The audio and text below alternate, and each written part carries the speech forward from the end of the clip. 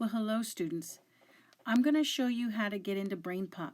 I hear some of you are having difficulty, and so I'm going to take it for granted you've already tried to search and you saw Ms. Critchko's video tutorial showing you how to get here. This is ClassLink.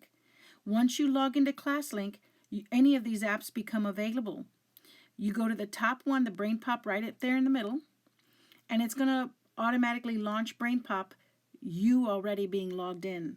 You can know that because at the top right, you're going to see your name pop up. So on that black screen, you see that drop down. I'm going to click that and make sure I log out when I'm done. You see notifications, that red 18 notifications, those would, any assignments that are overdue or want to catch eye, those are going to be there as well. But I want to focus your attention on the dashboard. When the dashboard loads, you're going to find out that these are my assignments. They're broken into two parts.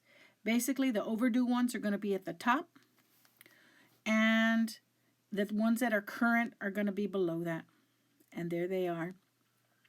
You can look them up by classes if you'd like, see what your teachers have given you, particular class, but that's pretty much that. I hope this video helps. Good luck, students, navigating. Gonna log out.